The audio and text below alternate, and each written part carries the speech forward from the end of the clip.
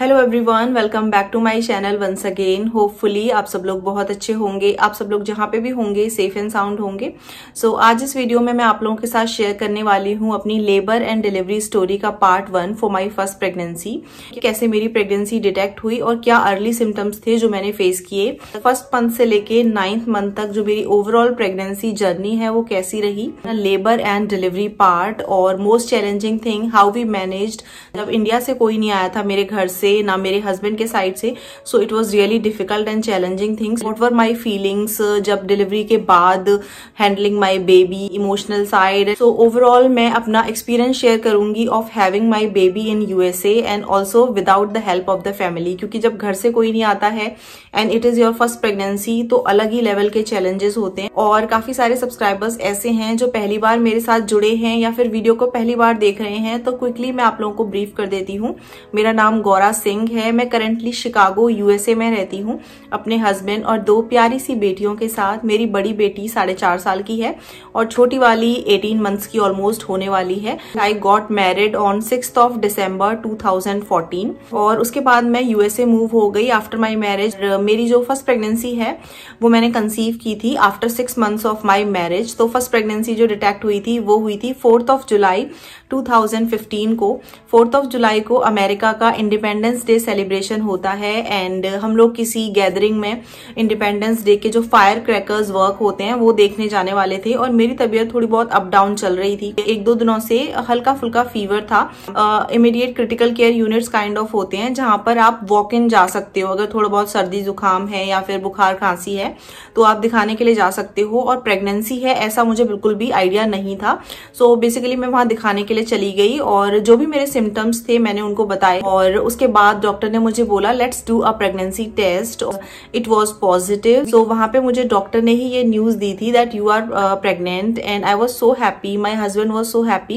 It was such a great news और nervousness थी, happiness के साथ साथ काफी नर्वसनेस थी। सो मैं आप लोगों को बता देती हूँ मेरे अर्ली सिम्टम्स क्या थे। प्रेगनेंसी पॉजिटिव डिटेक्ट होने से पहले क्या सिम्टम्स थे 1-2 वीक से जो मैं फील कर रही थी। कॉन्स्टिपेशन था मुझे कुछ टाइम से, मुझे काफी फटीग फील होता था। कुछ काम कर रही हूँ तो मैं थक जाती थी और टायर्डनेस सी फील होती थी। दिन में कई बार सोने का मन करता था। हल्का फुल्का 1-2 बार फीवर भी आया था, वेरी लाइट फीवर। और जब अर्ली मॉर्निंग ब्रश वगैरह करते हैं तो मुझे वॉमिट जैसी फीलिंग हुई थी। प्रेगनेंसी टेस्ट पॉजिटिव आया। उसके बाद उन्होंने मुझे रेफर कर दिया एक डॉक्टर के पास जो कि एक गायनेकोलॉजिस्ट थी, उनके पास रेफर कर दिया।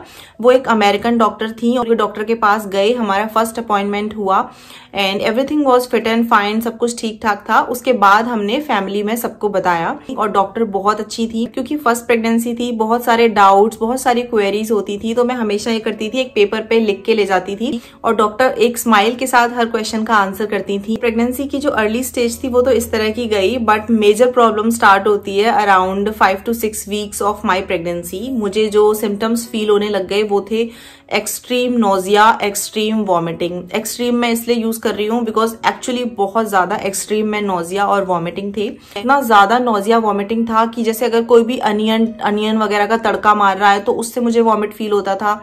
और कोई भी बहुत एक्सट्रीम मसाले वगैरह की खुशबू आ रही है उससे वॉमिट फील होता था। हाई लेवल का किसी ने परफ्यूम लगाया हुआ है या बहुत खुशबू आ रही है कहीं से, तो इन सब चीजों से मुझे वॉमिटिंग फील होती थी। उस टाइम पे मैं बहुत माइल्ड फूड खा रही थी, बहुत कम ही चीजें मुझे डाइजेस्ट हो रही थी। तो सबसे ज्यादा जो लाइफ सेवर का काम किया उस टाइम पे, एप्पल्स मुझे डाइजेस्ट होते थे, मैं एप्पल्स खाती थी काफी। और मुझे मूंग दाल की खिचड़ी बहुत डाइजेस्ट हो जाती थी विद पापड़ एंड दही। और धीरे धीरे नोजिया वॉमिटिंग कम होने की बजाय वो बढ़ता ही जा रहा था। मैं मोस्ट ऑफ द थिंग्स जो है वो खा नहीं पा रही थी, हरी सब्जियां, बाकी चीजें बिल्कुल नहीं खा पा रही थी।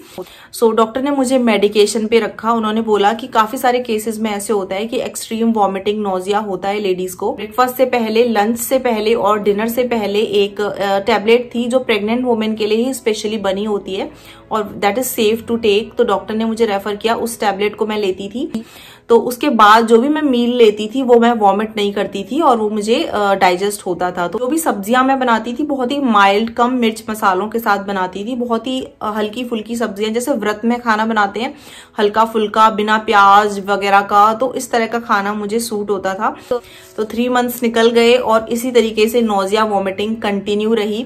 3 मंथ्स बाद डॉक्टर ने मुझे बोला कि मेडिकेशन हटा के देखो, मे बी अब आपका नोजिया वॉमिटिंग जो है वो रिड्यूस हो गया होगा। तो जैसे ही मैंने मेडिसिन स्टॉप की, again nausea vomiting extreme level का फिर से शुरू हो गया। सो डॉक्टर डिसाइडेड कि आपको 6 से लेके 9 मंथ्स मतलब पूरे ही प्रेगनेंसी में मेडिकेशन पे रखना पड़ेगा। और पता है क्या होता था, मैं हमेशा अपने बैग में कुछ वॉमिट बैग्स जो हैं वो लेके चलती थी, कुछ पॉली बैग्स या फिर जो वॉमिट बैग्स होते हैं वो। सो देखते ही देखते काफी सारे महीने निकल गए, 6 महीने हो गए। आई वॉज 6 मंथ प्रेग्नेंट और हमें इंडिया जाना पड़ा था कुछ काम से 6 मंथ पे। फिर मैंने अपनी डॉक्टर से बात की थी कि सेफ टू ट्रेवल है कि नहीं, तो डॉक्टर ने मुझे बताया था कि सेफ टू ट्रेवल है एंड उन्होंने मुझे एक फिट टू ट्रेवल सर्टिफिकेट दिया था।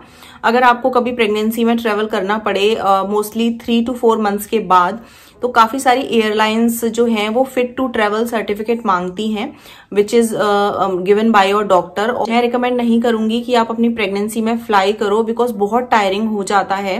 मेरी डॉक्टर ने कुछ मुझे इंस्ट्रक्शंस दिए थे जो मैंने फॉलो किए। कीप योर सेल्फ हाइड्रेटेड और हर 2-2, 3-3 घंटे में जो दोनों सीट्स के बीच में आयल होता है उसमें आप वॉक करते रहिएगा बार बार। 6 मंथ प्रेगनेंसी में गई थी and with in 20 to 25 days हम लोग लौट के आ गए थे। बट इंडिया जाके मुझे बहुत मजा आया था। मम्मी के हाथ का बना हुआ खाना, मदर इन लॉ के हाथ का बना हुआ खाना और बहुत सारा स्ट्रीट फूड मैंने खाया। जो भी मुझे क्रेविंग्स हो रही थी, मेरे हस्बैंड मुझे शाम को ले जाते थे तो मैं जो भी खाने का मन है वो सब मैं खाती थी। तो वो एक अच्छा पार्ट था। मैंने सब कुछ, जो भी प्रेगनेंसी क्रेविंग्स थी, जो भी दिमाग में फोटो बनती थी कि आज ये खाने का मन है, मैंने सब वो खाया। अब आता है एक बहुत इंपॉर्टेंट पार्ट, वो ये कि मेरे घर से कौन आने वाला था इंडिया से। तो ऑनेस्टली स्पीकिंग उस टाइम पे मेरे घर में किसी का पासपोर्ट भी बना हुआ नहीं था। हम इंडिया भी गए थे लेकिन इतनी जल्दी किसी का वीजा पासपोर्ट हम लोग नहीं करवा पाए। तो हमने बहुत ही चिल वे में लिया, मतलब हम इतने ज्यादा वरिड नहीं थे कि बहुत डिफिकल्ट होगा या नहीं होगा। और जब भी कोई पूछता था कि गौरा तुम्हारे घर से कौन आने वाला है तुम्हारे प्रेगनेंसी में, तो मैं कहती थी कोई नहीं आने वाला है। हर कोई यही कहता था, ओ माय गॉड तुम्हारे घर से कोई नहीं आने वाला है, तुम कैसे मैनेज करोगे, ओ माय गॉड। ये वाली चीज जो है ये लास्ट टाइम में मुझे और ज्यादा नर्वस कर देती थी। तो एक दिन अराउंड 8 मंथ प्रेग्नेंट थी मैं, तब मैंने अपने हस्बैंड को बोला पुष्पेंद्र घर से कोई नहीं आने वाला है, तो मुझे बहुत डर लग रहा है, कैसे हम लोग मैनेज करेंगे, सब लोग बोलते हैं कि बहुत डिफिकल्ट होगा, कैसे कर लोगे। तो मेरे हस्बैंड ने मुझे बड़े कॉन्फिडेंटली एक बात कही थी कि मैं हूं ना, मैं कर लूंगा सब कुछ मैनेज। सो उनकी इस बात ने मुझे इतना कॉन्फिडेंस दिया दैट यस हम लोग सब कर लेंगे। और इस तरीके से we were so much prepared and so much ready for the upcoming challenges of our life. किसी की प्रेगनेंसी है, कुछ प्रॉब्लम्स हैं कि घर से कोई नहीं आ पाएगा, तो प्लीज उसको पॉजिटिव वे में मोटिवेट करें। कभी उसको ये ना कहें ओ माय गॉड घर से कोई नहीं आने वाला है, कैसे करोगे तुम लोग, सब लोग कर लेते हैं। इट इज गुड अगर घर से कोई आ रहा है, लेकिन कुछ प्रॉब्लम की वजह से अगर किसी के घर से कोई नहीं आ पा रहा है तो कोई भी ऐसी चीज नहीं है इस दुनिया में जो हम मैनेज नहीं कर सकते। डिफिकल्ट होता है बट इम्पॉसिबल नहीं है। और मेरी प्रेगनेंसी में मेरे हस्बैंड ने एक सरप्राइज बेबी शावर प्लान किया था 9 मंथ्स कंप्लीट होने से कुछ वीक्स पहले। That was really a special thing for me. बातों बातों में मेरे हस्बैंड ने एक बार मुझसे पूछा था कि तुम्हें अमेरिकन स्टाइल के बेबी शावर कैसे लगते हैं। वैसे तो हमारे यहाँ बेबी शावर नहीं होता, कि हाँ और क्या, हमारे यहाँ नहीं होता है तो क्या हुआ, हमारे यहाँ क्रिसमस भी तो नहीं होता है, लोग क्रिसमस भी तो मनाते हैं यूएस में आके, तो अगर यहाँ पर आके थोड़ा सा बेबी शावर का एक छोटा सा गेट टुगेदर या पार्टी सी हो जाएगी तो क्या हुआ।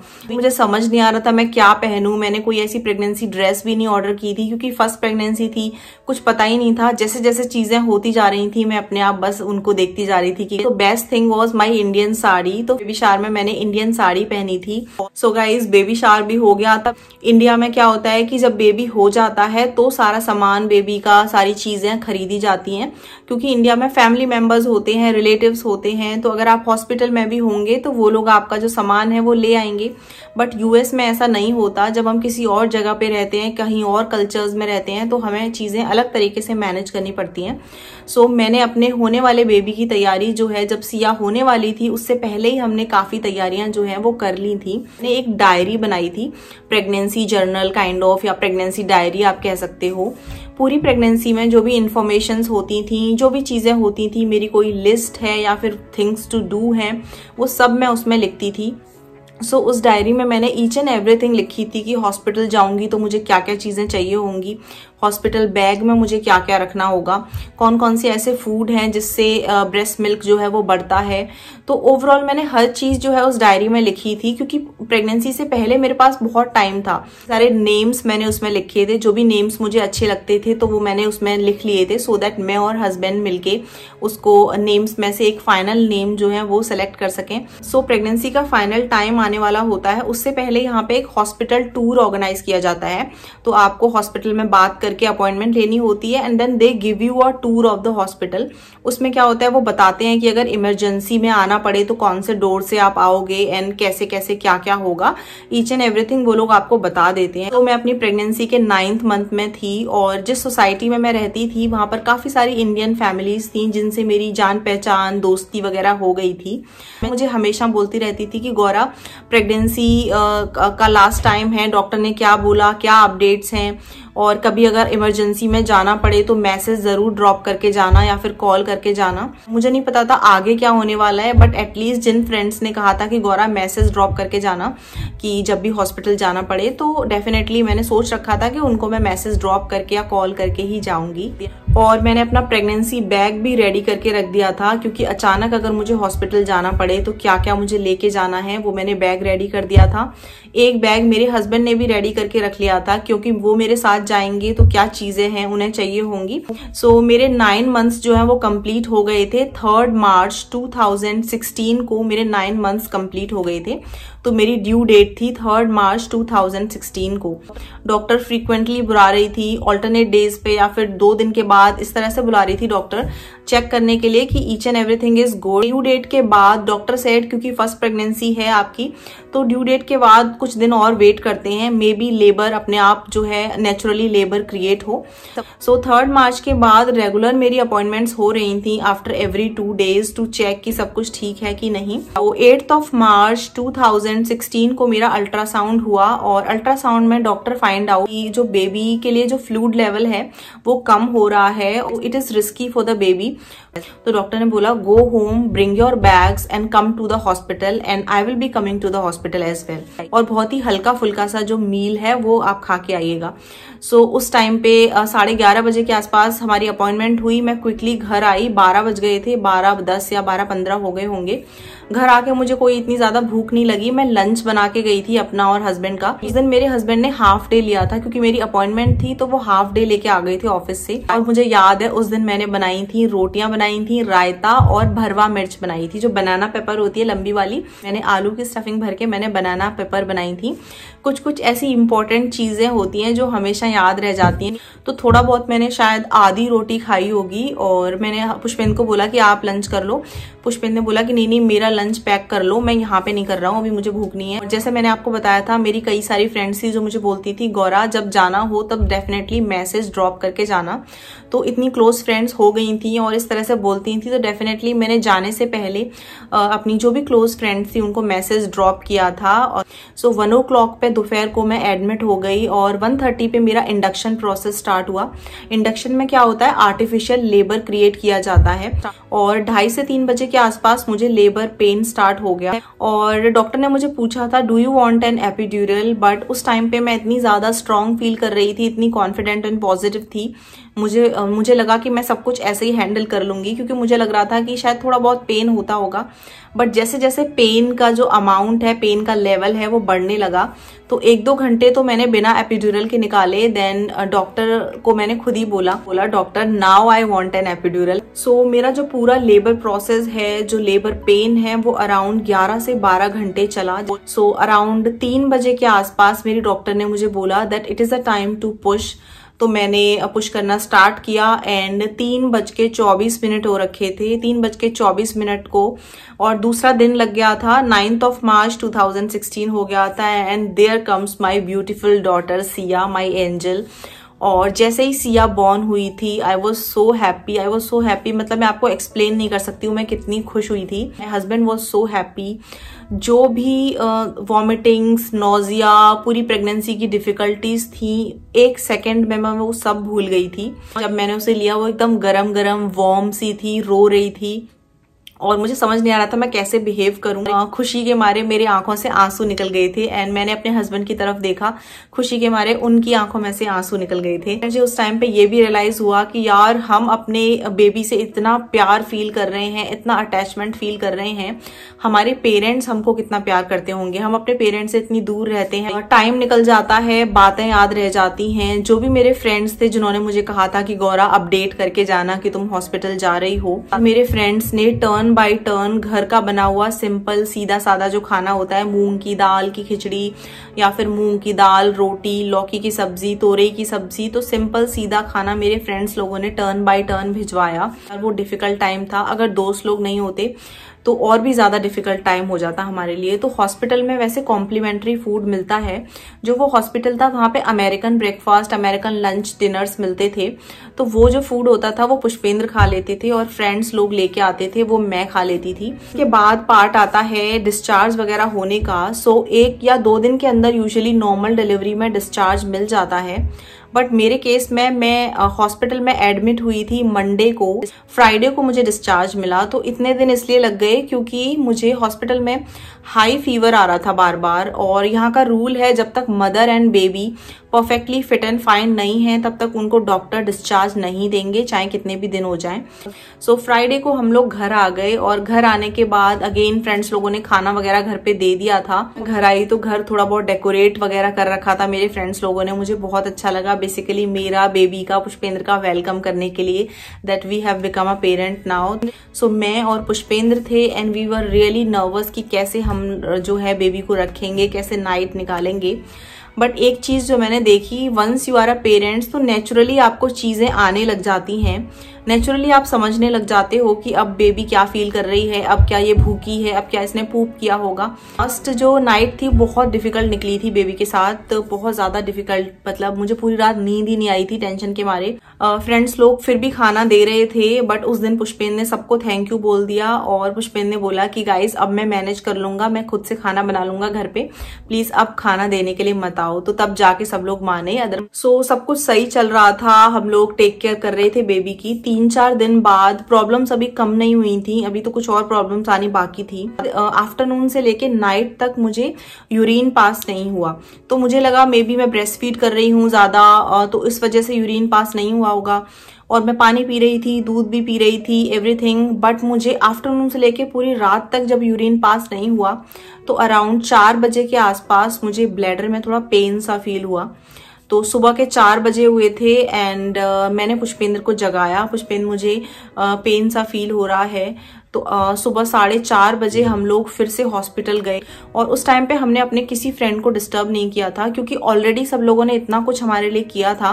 फिर हॉस्पिटल गए और मैंने बताया कि मुझे यूरिन पास नहीं हुआ है। उन्होंने क्विकली जो है अल्ट्रासाउंड किया, क्विक वाला, और उन्होंने देखा कि ब्लैडर जो है फुल भरा हुआ है और उन्होंने तुरंत से ही एक ट्यूब डाल के सारा ब्लैडर में से जो यूरिन था वो निकाला and it was almost 900 ml, 800 to 900 ml। Can you imagine, that was so risky. अगर और ज्यादा फिल हो जाता या फिर कुछ प्रॉब्लम हो जाती तो बहुत डिफिकल्ट था वो भी टाइम। तो उसमें उन्होंने फाइंड आउट किया कि जो यूरिनरी ट्रैक्ट है उसमें थोड़ी स्वेलिंग आ गई है, तो इसीलिए मुझे यूरिन का जो सेंसेशन है वो फील नहीं हो रहा है। तो डॉक्टर ने मुझे बोला कि फॉर 2 वीक्स आपको हमें वो जो एक ट्यूब होती है वो लगानी पड़ेगी एंड आपको यूरिन जो है एक बैग में पास आउट करना पड़ेगा, तो क्योंकि आपको सेंसेशन फील नहीं होगा और ये प्रॉब्लम फिर से हो सकती है। So one of the most challenging thing ये था कि एक तो घर से कोई नहीं आया था, मैं और पुष्पेंद्र मैनेज करने वाले, ऊपर से यूरिन की फीलिंग होना बंद हो गई एंड डॉक्टर ने मुझे एक बेल्ट लगा दी थी कमर पे और यहाँ पे एक बैग सा लटका दिया था साइड में, तो मेरा जो यूरिन है वो उसमें पास होता रहता था। ट्यूब डली हुई थी, बहुत डिफिकल्ट था सिया को ब्रेस्ट फीड करना हर 2-3 घंटे में, और खाने वगैरह का सारा काम मेरे हस्बैंड देखते थे। मेरे हस्बैंड ने बहुत ज़्यादा उस टाइम पे बहुत ज़्यादा मेहनत की, I can see on his face, क्योंकि खाना बनाना, सब कुछ करना, लॉन्ड्री, घर का सारा काम करना, each and everything he was managing. बहुत ज़्यादा अलोननेस फील होती थी। ऑल्दो पुष्पेंद्र थे मेरे पास, बट मुझे बहुत ज़्यादा पता नहीं क्यों अलोननेस फील होती थी। मुझे लगता था कि ओ माय गॉड, कितनी सारी रिस्पॉन्सिबिलिटीज़ हैं जो मेरे ऊपर आ गई हैं। जैसे मैम अपने घर पे मम्मी से बात करती थी तो मुझे बहुत ना क्राई वाली फीलिंग होती थी कि मतलब मैं रो लूँ बैठ के अच्छे से, मुझे बहुत रोना फील होता था। और डॉक्टर ने मुझे ना एक फॉर्म दिया था जिसमें क्या था कि पोस्टपार्टम डिप्रेशन के कुछ क्वेश्चनियर्स वगैरह थे जो मुझे फिल करके डॉक्टर को देने थे। तो उनमें से मैंने सारे क्वेश्चनियर्स के ऑनेस्टली आंसर किए थे, तो मोस्ट ऑफ द थिंग्स सब सही थी। लेकिन एक कॉलम था कि do you feel like crying, तो मैंने उसमें येस किया कि हाँ आई फील लाइक क्राइंग। तो डॉक्टर ने मुझे बोला that if you feel like crying, अगर ये बहुत ज्यादा होता है या बहुत ज्यादा रोना रोना होता है तो it can lead to postpartum depression as well. तो अपने आप को पॉजिटिव रखिए, फ्रेंड्स एंड फैमिली के पास रखिए, लोगों से बात कीजिए, जो भी आप फील कर रहे हो वो लोगों को बताइए कि मैं ऐसा फील कर रही हूँ, अपने हस्बैंड को बताइए। सब कुछ अपने दिमाग में, अपने मन में मत रखिए, because that can lead to postpartum depression. तो वही है कि जो थोड़ा बहुत फीलिंग्स थी धीरे धीरे वो जाने लगी। मेरी फ्रेंड्स हैं वो मेरे पास आ जाती थी मिलने के लिए, शाम को बात करने के लिए। शाम को मुझे बहुत ज़्यादा अलोननेस फील होती थी, जैसे अंधेरा होने वाला होता था मुझे बहुत अलोननेस फील होती थी। तो उस टाइम पे मेरी फ्रेंड्स वगैरह मेरे पास आ जाती थी और धीरे धीरे जैसे मैं रिकवर होने लग गई। 2 वीक्स बाद क्या हुआ, जो बैग लटका हुआ था वो भी निकाल दिया गया। और जिस दिन वो बैग निकाला गाइज, इतना ज़्यादा अच्छा लगा, मतलब एक आफत सी निकल गई हो ऐसा लगा। उसके बाद धीरे धीरे मैं रिकवर होने लग गई। और मेरे हस्बैंड ने शुरू से लेके एंड तक हर चीज में he was my biggest support factor. भले ही घर से कोई नहीं आया था, बट उन्होंने अपनी पूरी कोशिश की कि मुझे ये फील ना हो कि घर से कोई नहीं आया है या फिर खाने पीने की कोई प्रॉब्लम नहीं हुई। क्योंकि आप लोगों को पता ही है पुष्पेंद्र बहुत अच्छे से कुकिंग वगैरह कर लेते हैं। अगर उन्हें कुछ नहीं भी आता था या क्या बनाएं क्या नहीं बनाएं, तो वो अपनी मम्मी को पूछ लेते थे कि फोन करके क्या बनाऊं क्या नहीं। तो इस तरीके से उन्होंने अपना 100% दिया, जितना वो कर सकते थे उन्होंने सब कुछ किया। एंड धीरे धीरे हर चीज जो है, डिफिकल्ट टाइम जो है वो पास होता जाता है। तो इसी तरीके से धीरे धीरे हमारा भी टाइम पास हुआ और 1 मंथ जो है वो निकल गया। मेरी बेटी सिया 1 मंथ की हो गई और मेरी बॉडी भी काफी रिकवर हो गई थी। नॉर्मल डिलीवरी थी, बट वेजिनली कुछ स्ट्रेचेस आए थे तो वो धीरे धीरे रिकवर होने लगे। एंड 1 मंथ पे मैं ऑलमोस्ट पूरा रिकवर हो चुकी थी। सो पुष्पेंद्र ने डिसाइड किया था कि क्योंकि हमारी बेटी का बर्थ हुआ है, तो जब 1 मंथ हो गया था तो हमने पुष्पेंद्र ने अपने कलीग्स वगैरह को और जो भी हमारे क्लोज फ्रेंड्स हैं who are just like our family, उन लोगों को हमने इन्वाइट किया था। और क्योंकि मैं बहुत बिजी थी, सिया को ब्रेस्ट फीड करना, सब कुछ करना, तो घर पे पार्टी रखने की बजाय हमने एक इंडियन रेस्टोरेंट है जहाँ पर पार्टीज वगैरह ऑर्गेनाइज हो सकती थी, उनसे बात की थी। उन्हीं का फूड वगैरह सब कुछ था। और हमने अपनी बेटी सिया के बर्थ के सेलिब्रेशन में वहां पर एक पार्टी ऑर्गेनाइज करी थी, विच वॉज रियली गुड। जिन लोगों को भी इन्वाइट किया था सब लोग आए थे और मैं बहुत कॉन्फिडेंट, बहुत अच्छा फील कर रही थी। मैंने अच्छी सी एक नई ड्रेस खरीदी, मैं तैयार हुई, इतने दिनों बाद मैं अच्छे से तैयार हुई थी। क्योंकि ओवरऑल इतना जो डिफिकल्ट सा टाइम देखा था, मुझे ऐसा लगता था कि यार ये कभी टाइम खत्म होगा कि नहीं होगा। बट धीरे धीरे हम हर चीज लर्न करते जाते हैं। धीरे धीरे मुझे समझ में आ गया कब ये रोती है, कब ये सोती है और कब इसको भूख लगी होती है। तो एज अ मदर आप जैसे जैसे अपने बच्चे को 24/7 ऑब्जर्व करोगे तो आपको सब समझ में आने लग जाएगा। जो भी डॉक्टर्स वगैरह सजेशंस देते थे मैं वो फॉलो करती थी। अपनी प्रेगनेंसी में हजारों एडवाइजेस फॉलो करने की बजाय सिंपली डॉक्टर की एडवाइस फॉलो कीजिए, क्योंकि डॉक्टर से बेस्ट आपके बारे में कोई नहीं जानता। वॉक कीजिए। मैंने अपनी प्रेगनेंसी में रेगुलरली वॉक की थी। अगर विंटर्स भी थे तो भी मैं अपने बिल्डिंग के कॉरिडोर में वॉक करती रहती थी।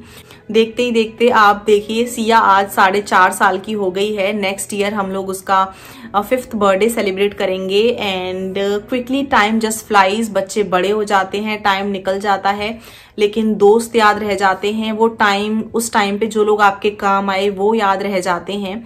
और इस तरीके से देखते देखते 2-3 महीने, 4 महीने, 5 महीने निकलने लगे और मैं फुली रिकवर हो गई थी मैं। उसके बाद मैंने अपने आप को सिया में बिजी कर लिया। मैंने अपने आप को अपने घर को अरेंज करना, सिया को देखना और अपने दोस्तों से पॉटलक्स वगैरह करना, मिलना जुलना, ये सब कंटिन्यू कर दिया। ऐसा नहीं था कि बेबी हो गई तो मैं कंप्लीटली बेबी में ही इन्वॉल्व हो गई, ऐसा कभी नहीं करना चाहिए। अपने दोस्त लोगों से मिलिए, लोगों से बातें कीजिए, मौका मिलता है जरूर बाहर जाइए, क्योंकि वो आपके मेंटल हेल्थ के लिए बहुत जरूरी है। ये चीज मैं आज भी फॉलो करती हूँ। आज मेरे 2 बच्चे हैं, लेकिन फिर भी मुझे अगर कभी मौका मिलता है, भले मुझे थोड़ी सी तैयारियां करनी पड़े, बट अगर मुझे मौका मिलता है मैं डेफिनेटली बाहर जाती हूँ, लोगों से मिलती हूँ। हॉस्पिटल बहुत अच्छा था, स्टाफ बहुत अच्छा था, यहाँ के डॉक्टर्स बहुत अच्छे थे, तो मेरी तरफ से like it was really good. तो thank you so much for watching everyone. अपना वैल्यूएबल कमेंट और फीडबैक जरूर दीजिएगा। Bye everyone, stay safe.